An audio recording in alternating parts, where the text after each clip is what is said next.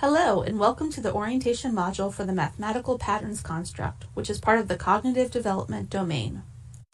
In this module, we'll review the research background and the rationale for including this construct in the K-3 formative assessment. Then we will discuss the assessment materials for this construct, which include the progression itself with examples of the skills, as well as the assessment means form.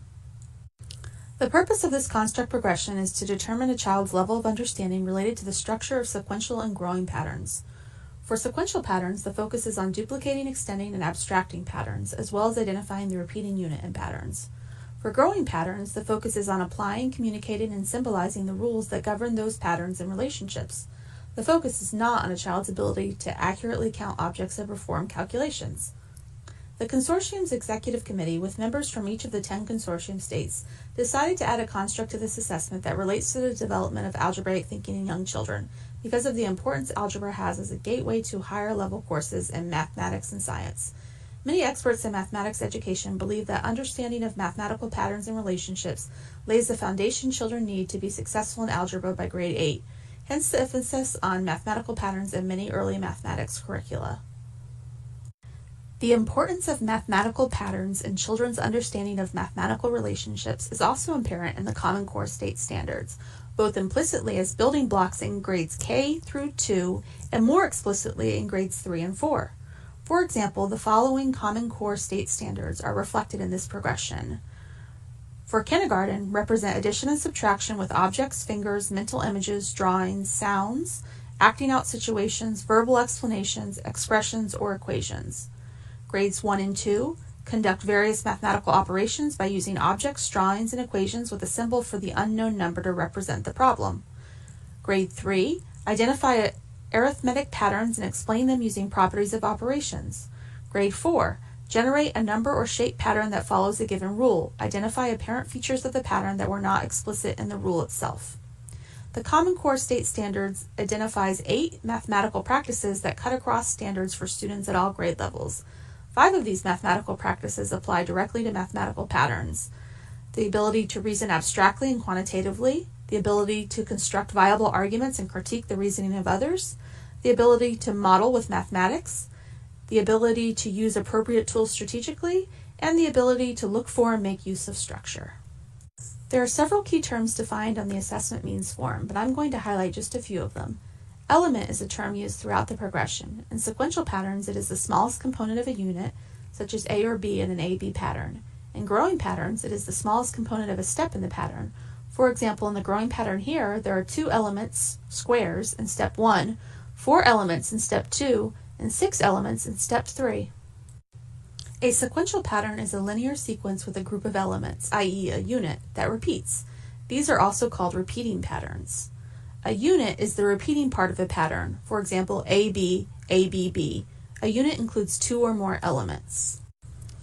Pattern abstraction refers to making the same kind of pattern, e.g., ABA, using a different set of materials. Pattern abstraction requires that children attend to the structure of a pattern, not just its attributes, such as color or shape. In this example, the orange, green, blue blocks are abstracted with the triangle, circle, star shapes. A growing pattern is a sequence with elements that increase or decrease in a systematic or predictable way. The elements can be depicted spatially or numerically. A step is an individual instance in a growing pattern. In each successive step, elements increase or decrease in a predictable way. A recursive rule is a rule for determining the next step in a growing pattern based on the previous step. For example, you add 2 every time. A recursive rule specifies how the number of elements changes from one step to the next. It relies on a change within one variable. In this example, the recursive rule is that the pattern grows by adding 2 at each step. A T-chart is used to document the relationship between the position of a step in a growing pattern and the number of elements at that position. The growing pattern presented here can be represented using either of the T-charts at the bottom. A functional rule is a rule for determining a step in a growing pattern based on its ordinal position in the pattern. For example, you multiply its position by 2. A functional rule describes the relationship between 2 variables. First, the ordinal position of the step, the hidden variable, and second, the number of elements in that step.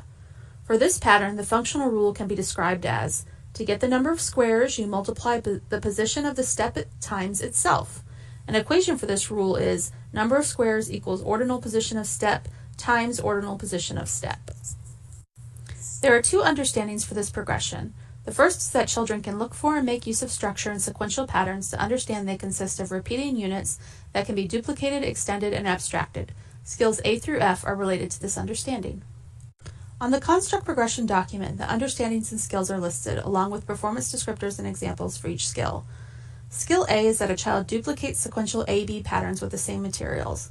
An example is, Mr. Garcia says to Luis, "Listen to this pattern," and makes the following model pattern: clap, stomp, clap, stomp. He then says to Luis, "Can you copy this pattern?" Luis makes the same pattern: clap, stomp, clap, stomp. Skill B is that a child duplicates sequential 3-element patterns, for example, ABB or ABC, with the same materials. An example is, Mrs. Yang provides Diego with an ABB pattern made of orange and blue blocks and says, "Can you make this same pattern?" Diego selects an orange block from a pile of multicolored blocks and places it in front of him.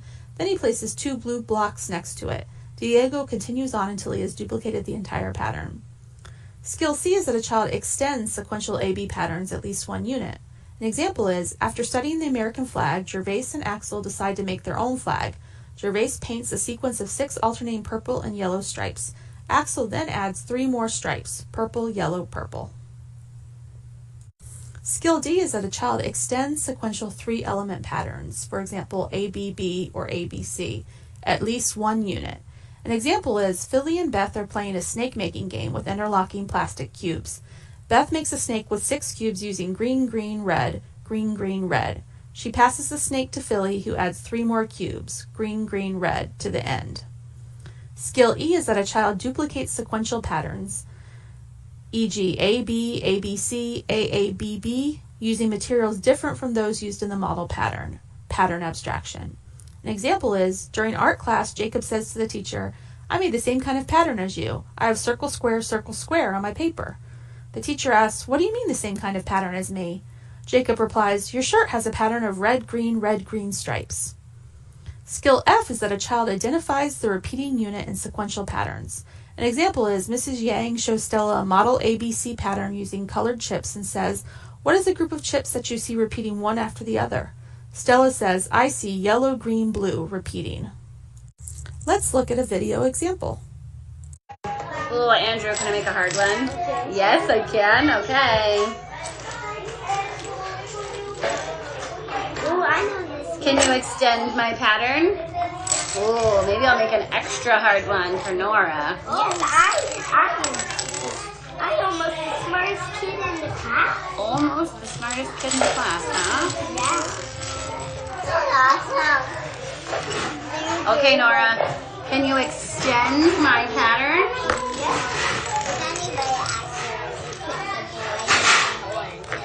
Okay, let's take a look. All right, Andrew, tell me about your pattern. I'll fix it. I have a bunch of blues and grays. Can you tell me your pattern? What pattern are you working with? Gray, white, blue, gray, white, blue, gray, white, blue, gray, white. Excellent. Keep it going. Which skills did the child demonstrate? He was able to extend a 3-element pattern, which is skill D, but he could not identify the repeating unit, skill F. He repeated it over and over again. For skill F, the child must say the unit 1 time. Let's watch another video example. All right, Nora, tell me about your pattern. It's green, red, purple. Which skill did Nora demonstrate? She was able to identify the pattern unit. Note that we don't know if she made the pattern herself or if it was given to her. That does not matter for skill F. The second understanding is children can look for and make use of structure and growing patterns to understand they are governed by rules that can be represented verbally and symbolically. Skills G through M relate to this understanding. Skill G is that a child extends by at least 1 step or determines the missing step in spatial or numerical growing patterns. An example of determining a missing step is, Mrs. Yang makes a numerical growing pattern and deliberately leaves out the 3rd step, 2, 4, space, 8, 10. She asks Masha, "Does this look right to you? Please help me fix my growing pattern." Masha fills in the 3rd step of the pattern with the number 6. Skill H is that a child communicates a recursive rule governing the next step in spatial or numerical growing patterns. An example is Alec and Denise are working with blocks. Alec is making a series of block towers where the first tower has 3 blocks, the second tower has 5 blocks, and the third tower has 7 blocks. Denise says, "Oh look, you're adding 2 every time." Let's look at another video example. Okay, this one says, look at my pattern. Can you keep it going? So I'm going to let you, just for this, use the pen. Can you add on to the pattern? Like how many? Let's see, what do we think the pattern is? 2s. Okay, so show me what the next picture would look like. Right next to that one. What's that? Show us that.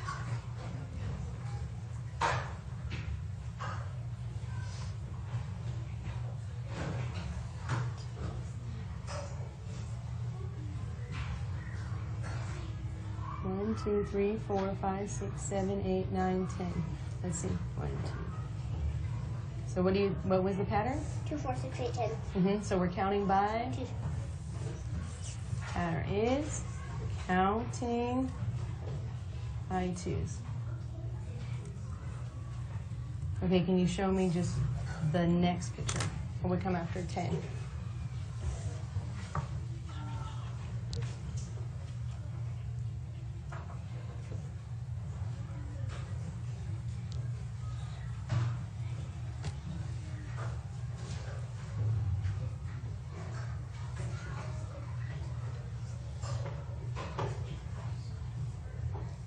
So let's see, 2, 4, 6, 8, 10, 12. Yep, counting by 2s. High five. Awesome job.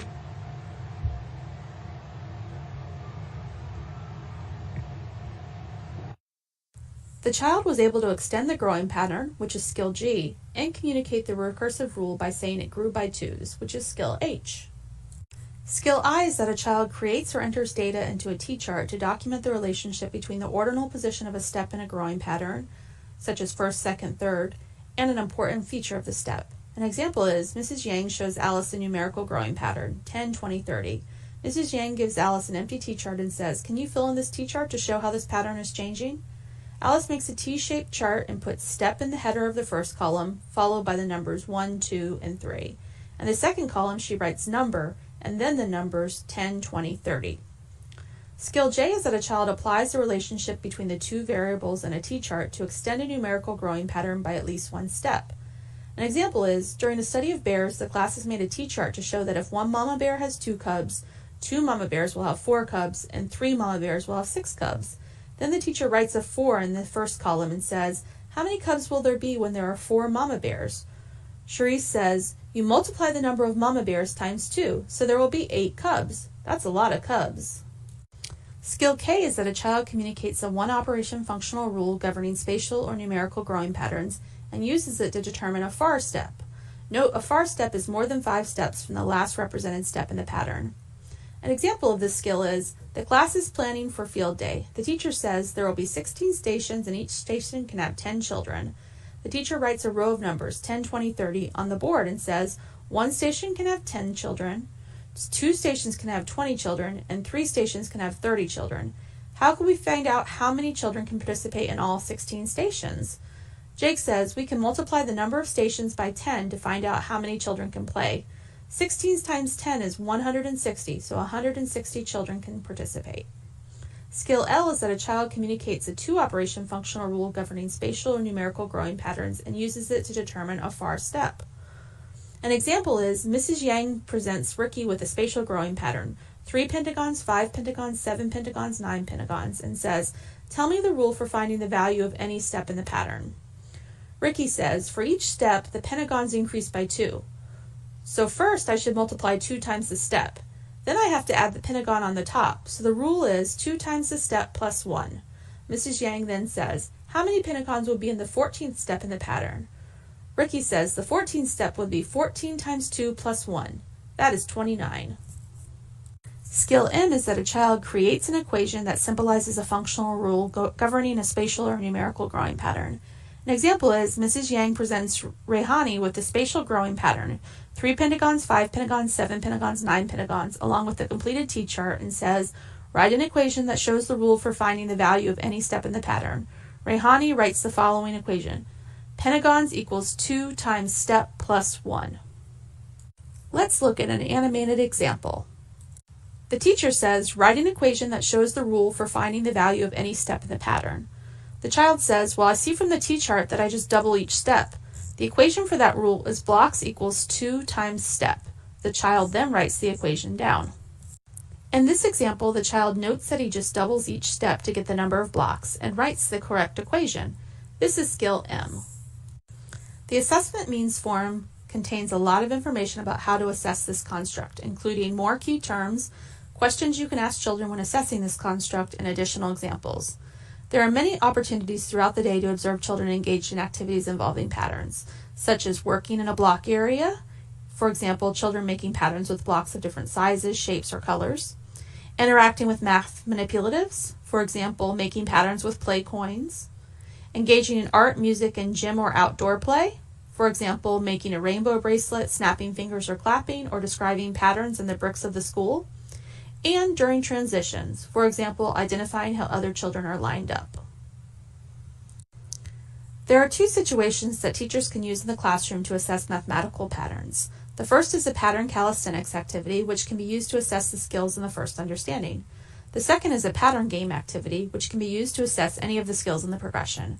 For each situation, we have included suggested instructions and materials, which you can adapt to meet your needs. We also created examples for each skill level for each situation, so you can get a picture of what types of behaviors you might see. The pattern calisthenics activity starts with the teacher saying something like, we are going to play pattern calisthenics. I'll make some patterns by clapping my hands, slapping my knees, and stomping my feet, and you'll make patterns too. Let's start the game. The teacher engages the children in a variety of activities based on the skills in the progression. The teacher creates a variety of action patterns with different repeating units, for example, clap, slap, clap, clap, slap, stomp, clap, clap, and documents children's performance. The teacher should call on children individually and ask them to perform activities based on the skills in the progression. Example instructions are provided, which you can use or adapt as needed.